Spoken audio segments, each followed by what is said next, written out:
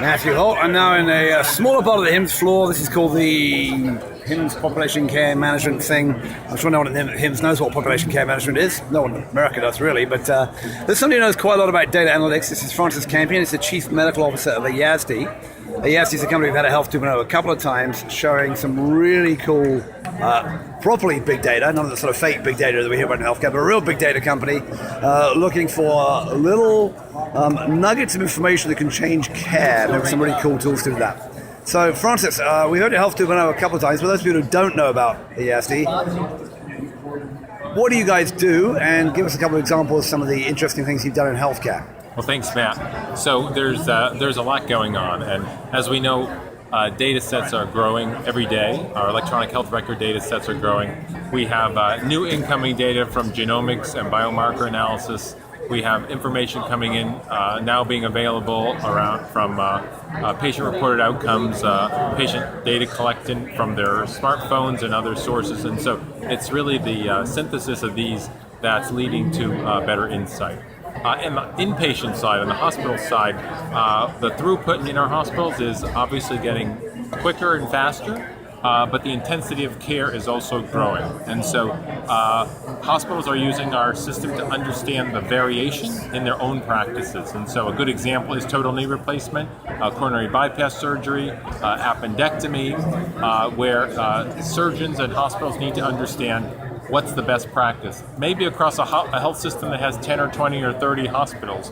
And what we know is physicians are innovating all the time. And what we're trying to accomplish is understanding that variation for the good, as well as variation that may not be wanted. So great variation, optimal variation is when a physician adopts a new medication that may improve pain management, allow the patient to be discharged from the hospital sooner, improve that patient outcome. Variation that may be unfavorable would be one that would, say, lead to worse pain parameters or infection problems such as surgical site infections, or a longer length of stay that was unnecessary, or the development of a problem like a C. difficile colitis or another untoward aspect of from the medical care itself. So. The other thing that we see going on is the interest in understanding patients' pre- and post-hospital care. So certainly post-hospital, we're concerned about patients that need to be returned to the hospital, that have a readmission within 30 days.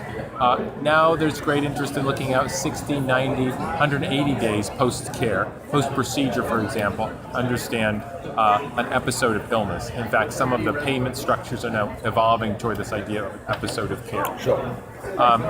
So the variation post-procedure might be what home care did a person receive, which skilled nursing facility, what specific exercise program or other outreach was used to optimize a patient's care. And we're realizing hospitals now need to know more about their patients on the pre-op side, so that they can channel them in a proper way to get the best possible outcomes and the best possible patient experience.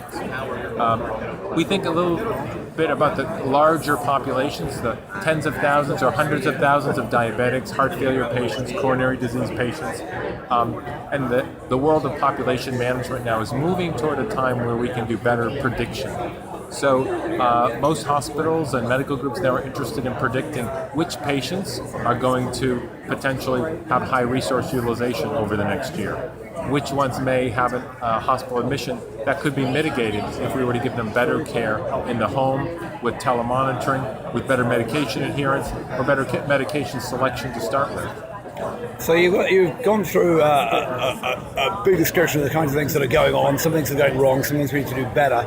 How do you guys at Ayasdi actually, deliver the data and insights? I mean, what actually happens? What does the hospital have to do when they bring you on board, and then what happens next? So our machine learning platform includes a mathematical discipline called topological data analysis, and this is really the genius from the founders, Dr. Gunnar Carlson and Dr. Gurjeet Singh from Stanford, who have been able to understand that data has shape and shape has meaning, and understanding that concepts of similarity across a span of care.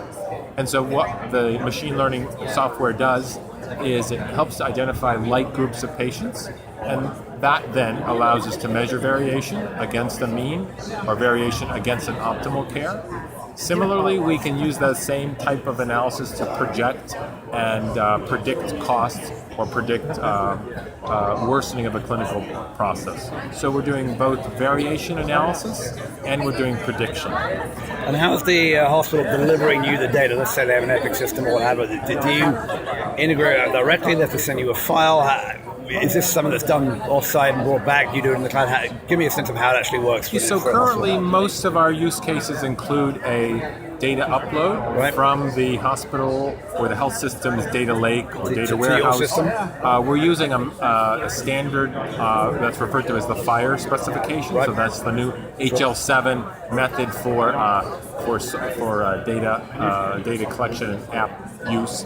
And so we believe that standard has a lot of great opportunity. Health systems are adopting that now, and so the upload of the data will be as frequent as the health system is interested. Usually that's on a monthly basis now, but it could be closer to real time depending on the application. And then when they get the data results back from you, does Ayasdi work on it? Do you identify the issues? Do you work with them to do it?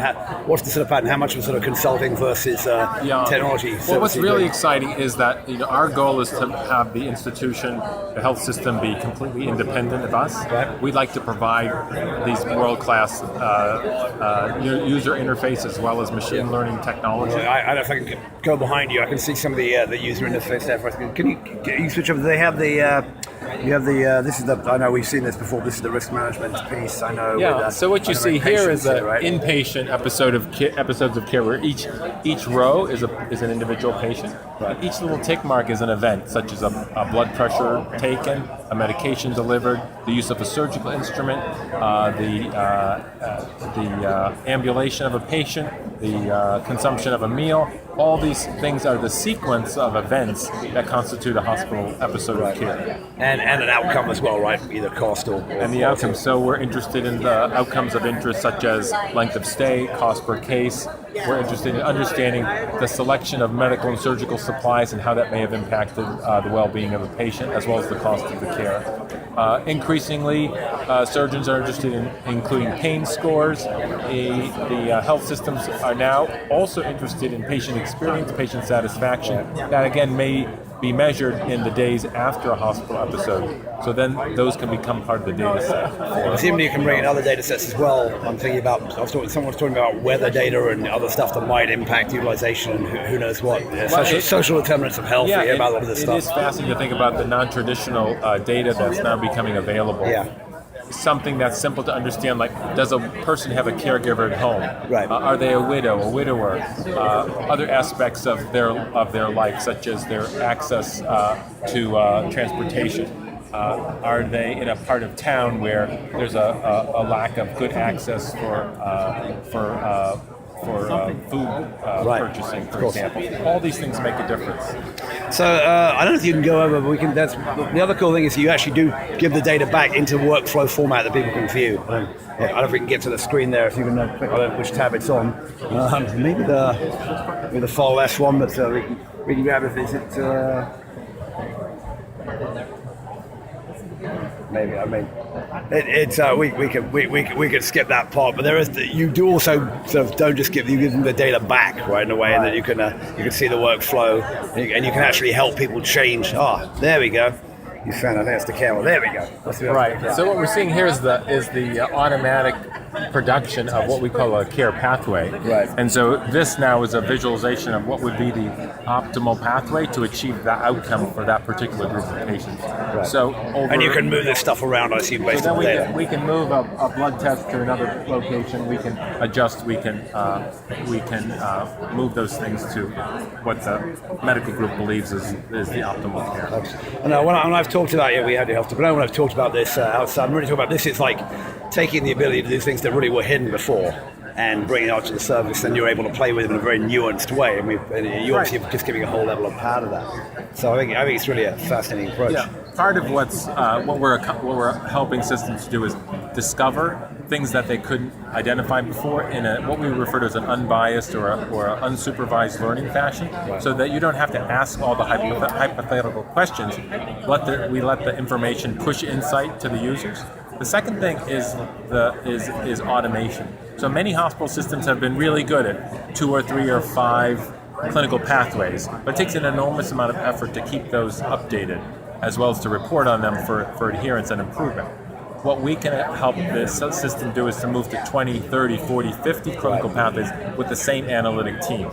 So our goal really is to enable the hospital system to quadruple or by a factor of 10 improve their throughput for analytics. Fantastic. So really amazing stuff, really great work that you've been doing. Tell me a bit about the business of Ayasdi.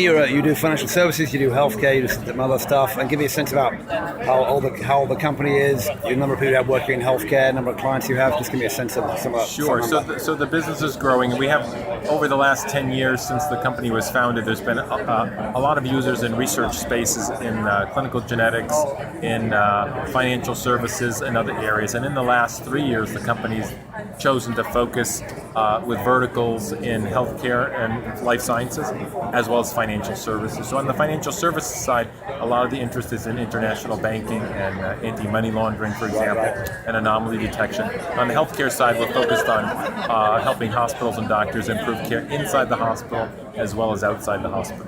I know you've done a lot of work with Mercy and some others. Give me a sense of how many hospital systems you're working with and how fast that's growing. We have many hospital systems now in the pilot phase. We have several that are already moving along, such as Intermountain Healthcare and Mercy, that are well into their deployments. And then on the pilot phase, usually a health system will start with one clinical topic and then expand thereafter. What we see them doing is realizing that they need a center of excellence because they start to use this not only for clinical workflow, but they're interested in things like denials management, revenue cycle management, other aspects where they know they have variation and need to improve practice. Very cool. So I've been on with Dr. Francis Campion, who's the Chief Medical Officer of Ayasdi, a really interesting big data and more play coming from the world of academia into financial services, now the healthcare. Francis, thanks for your time. Thank you.